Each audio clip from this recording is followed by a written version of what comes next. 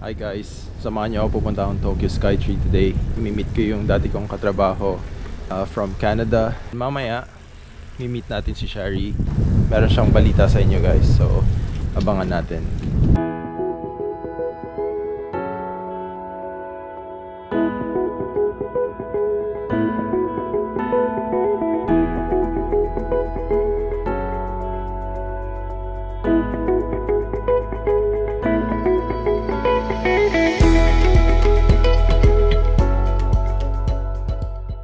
Nandito ako ngayon sa tapat ng Tokyo Skytree.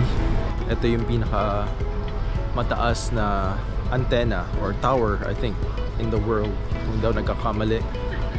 And today, imi-meet ko yung katrabaho ko dati. Magkakape lang kami. Samahan niyo ako.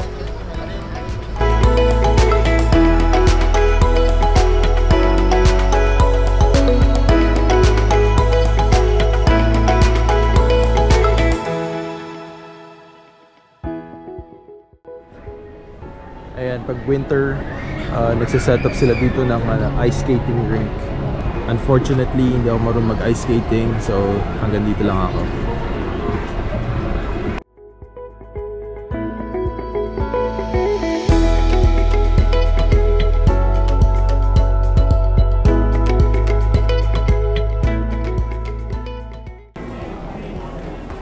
Friday today, so medyo maraming tao and marami ding mga turista.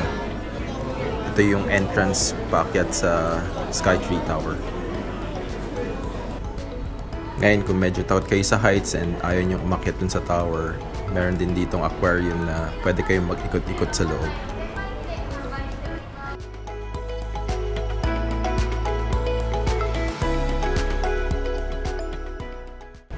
Ito, first time kong ma-discover na may barbecue place din pala dito. Usually, pwede nyo i-rent yung tent, yung tables, yung lutuan, and kayo magdadala ng sarili nyong meat or sila magpro-provide. Nandito lang yan sa base ng Tokyo Skytree Tower, katabi ng aquarium.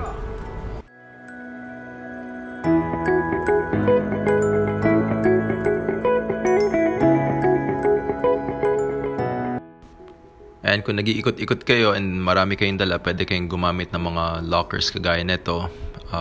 Merong 500 yen para sa maliit, may 600 yen for medium size, and kung meron kayong mga luggage, merong 800 yen, and usually for the whole day na yan.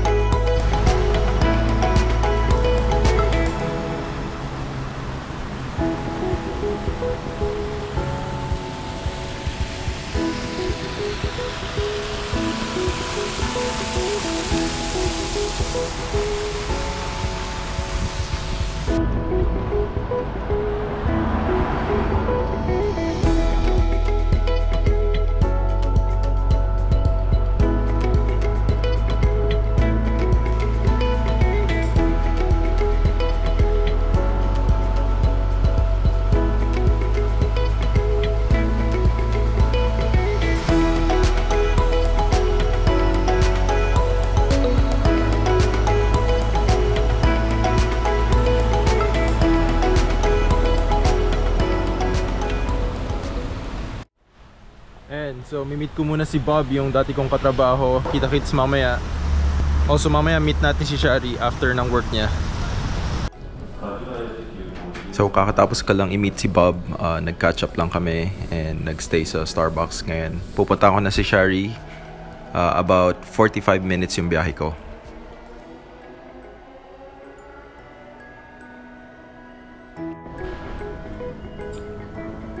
So habang hinihintay ko si Shari, tatambay muna ako dito sa Aeon Lake Town Mall.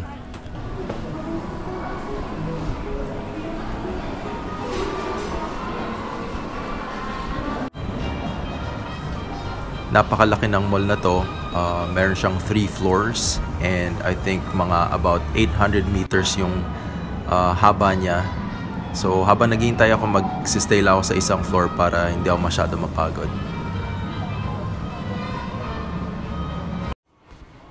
So papakita ko sa inyo yung isa sa mga paborito kong stores, yung Village Vanguard. Ito, first time kong makita tong section na to, mga exotic food. Ito, grabe naman to, Black Scorpion. Oh, laki oh. Oh, nafe-feel nyo pa yung buntot oh. Kaya nyo bang kumain nito?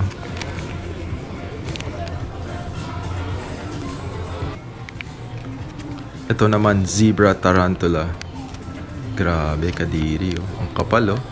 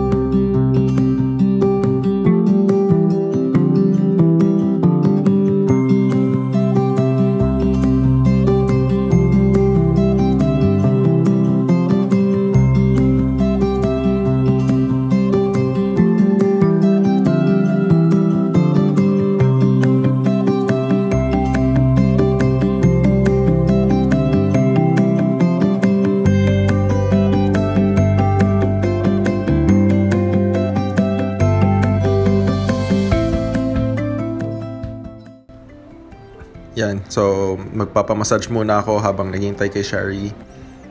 300 yen for 12 minutes.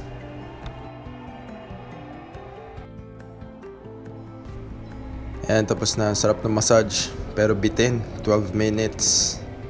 So ngayon, puntahan natin si Shari.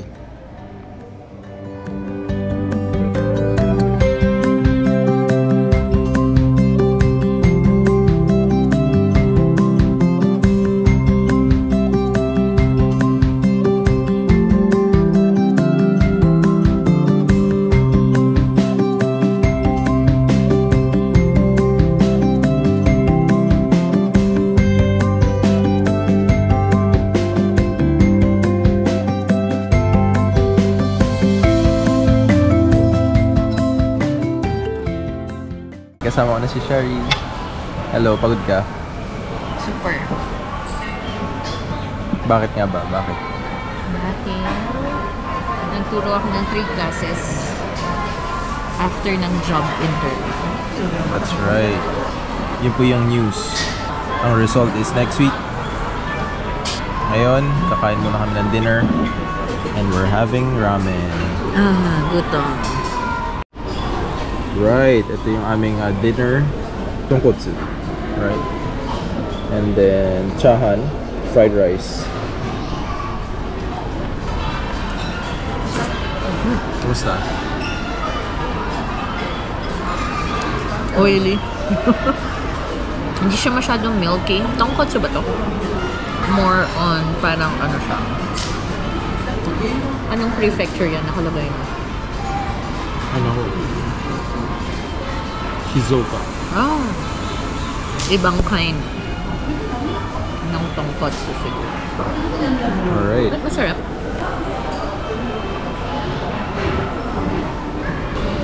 So naglaho na po yung pagkain ko. Napakasarap. The best. 1 to 10. Anong grade mo? Oh, okay. 1 to 10. 1 to 10. 7. 7. Tonkotsu siya pero hindi siya yung kasing thick nung broth na mga nakakainan natin. Marami na tayong nakain na masarap na tonkotsu kaya actually pag tonkotsu masarap for me. In general, di ba? In general. Tsaka Yung gusto- mga shoyu yung medyo judgmental ako. Shoyu sa miso. Tsaka gusto ko to kasi manipis yung Yung chashu. hindi, yung noodle. Ah. So in general, gusto ko yung mga maninipis yung noodle eh. So, sarap.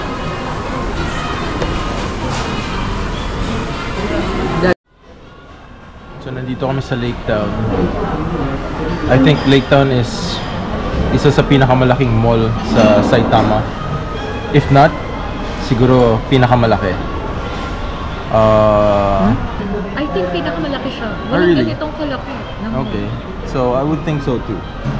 Napakahaba niya. 800 meters yung haba niya. Kaya nakakapagod maglakad from dulo to dulo. 800 meters? Yes. Maganda dito. Nakakapagod lang kasi sobrang laki. Yeah. Tapos may outlet mall. Yes. 3 floors. Outlet mall na isang section din yun, di ba? Yeah. So makukumpara to sa Mall of Asia. Ewan ko kung ano yung mas malaki.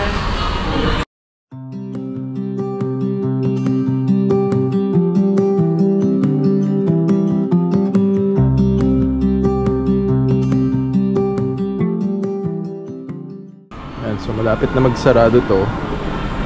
General sa Japan, maaga magsarado yung mga 8 or shops. 9. 8 or 9, yeah. Yung mga mall mo. Sa Okinawa. Sa Okinawa hanggang 10. 11. 11. Yes. Yung isang mall. Speaking of Okinawa.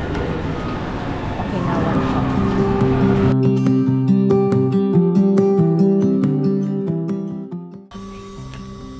Okay, so pauwi na kami ngayon. Salamat sa panonood and kita-kits ulit sa next vlog.